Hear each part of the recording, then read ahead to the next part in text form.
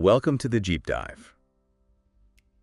Okay, so immigration is always a huge topic, right? Yeah.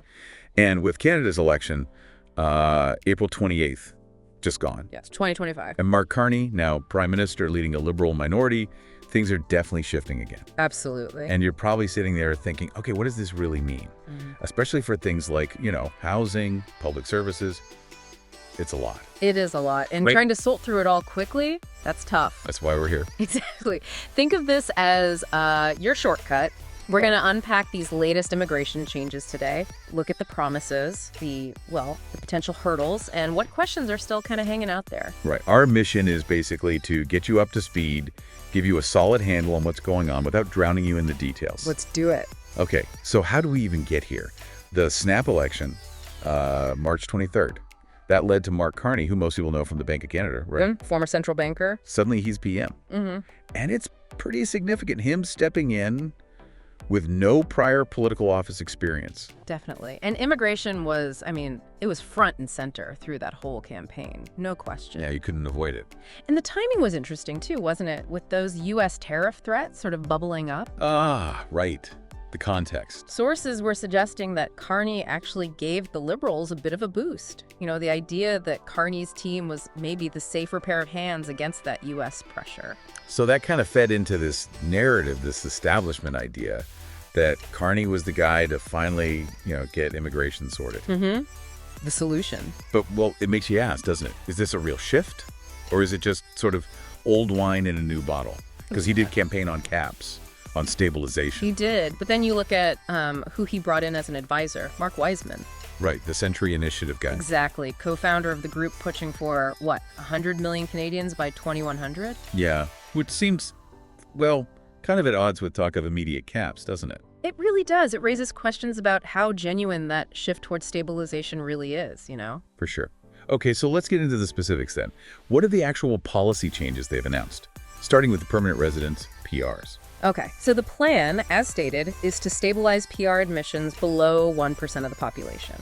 They're targeting around 400,000 a year by 2027. Right, 400,000 about 2027. But how does that stack up against what was already planned?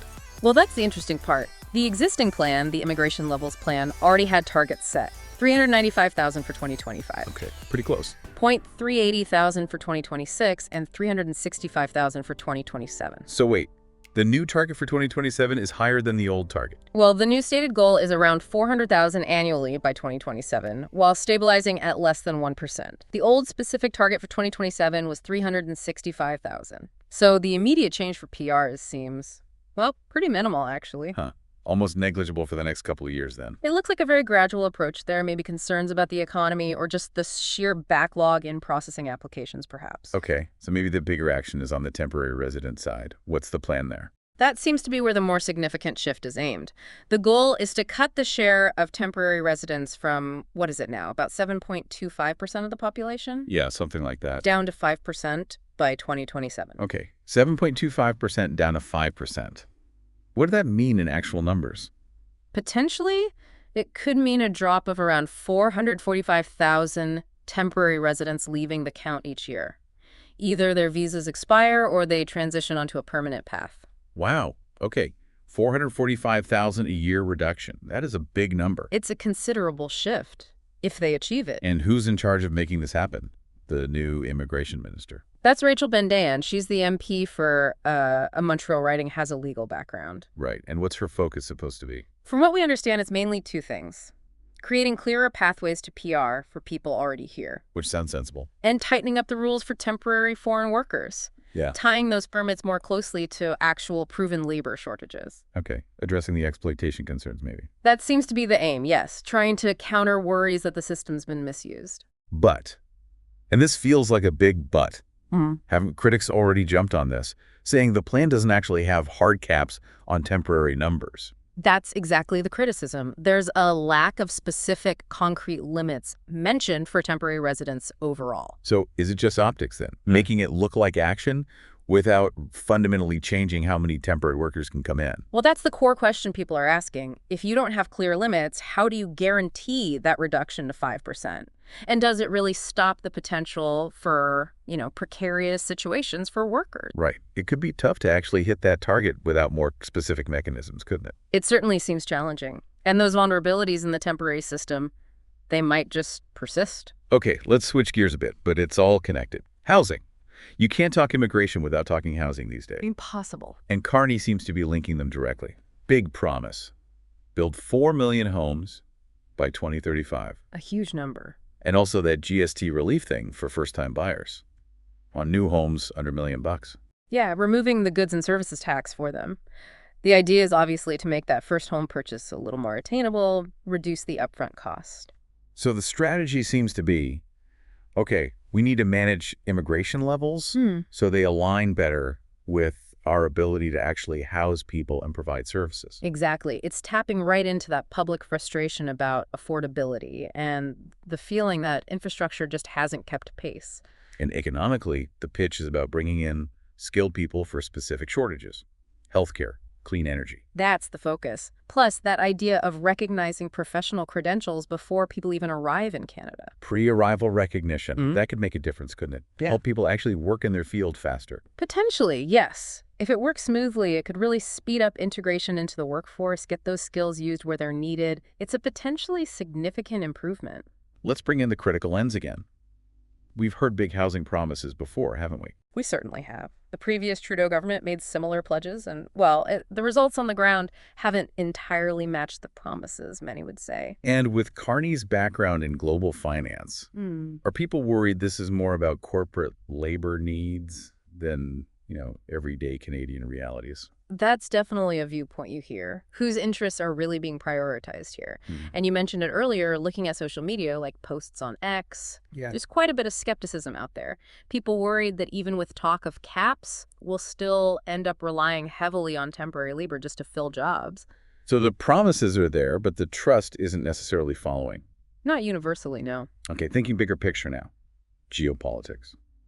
Could reducing temporary residence actually play into our relationship with the U.S., maybe ease some border pressure? It's plausible. Managing who comes in and for how long, it's always a point of discussion between Canada and the U.S. So yeah, changes Canada makes could definitely be seen through that lens south of the border. Interesting angle. And culturally, what about the push for more French-speaking immigrants? They set a target, right? 12% by 2029. Yes, 12% Francophone immigration.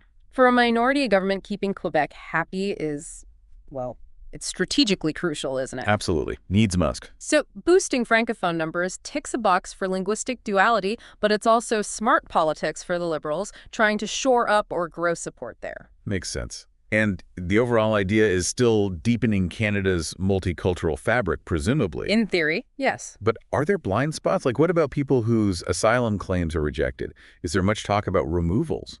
Or about ethnic enclaves and integration challenges? Those topics don't seem to be getting the same level of attention in these initial announcements. The practicalities of removal or the longer-term social dynamics of settlement patterns. They're complex issues. Yeah. And this idea of a sustainable system. When you think about the, 4 million people who've arrived in recent years. Right. It makes you really question what sustainable means in practice. Are our services, our communities, truly equipped for that scale of integration right now? And Carney himself has been pretty quiet on asylum seeker numbers specifically, hasn't he? Yes, there's been a noticeable lack of detail on that front. It leaves a bit of a gap and ambiguity in the overall picture. Because asylum seekers are a whole different stream, impacting resources differently. Exactly. And without clarity there, it's harder to gauge the full scope of the government's plans and the potential impact. Okay, so looking ahead then, it really comes down to implementation, doesn't it?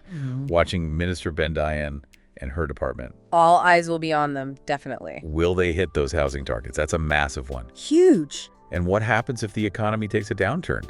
Will they stick to these proposed immigration caps, or will pressure mount to loosen them again? Those are the million-dollar questions, aren't they? And remember the minority situation. Yes. The NDP, the Bloc Québécois, they could have a real say. They absolutely could, especially on things like support for refugees or issues around Quebec's autonomy over immigration. Their influence could definitely shape how these policies actually roll out. And Parliament comes back soon, right? March 25th. That's the date.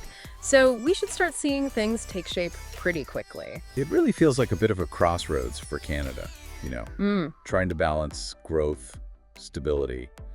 Can we actually pull it off this time, or are we going to stumble over the same old problems? It is a critical juncture. It's going to require a lot of careful watching and analysis as things unfold on the ground. Right.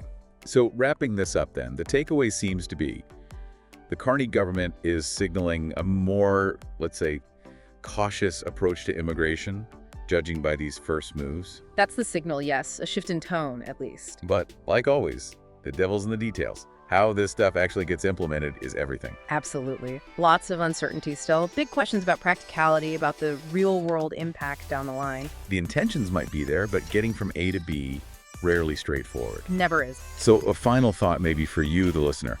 Considering everything we've talked about, the caps, the housing link, the skills focus, the politics, all those remaining questions, what fundamental shifts, maybe in how we think about immigration or what our national priorities are, might actually be needed for Canada to find that truly sustainable, beneficial path forward long term? Something to chew on. Definitely food for thought. Thanks for taking this deep dive with us.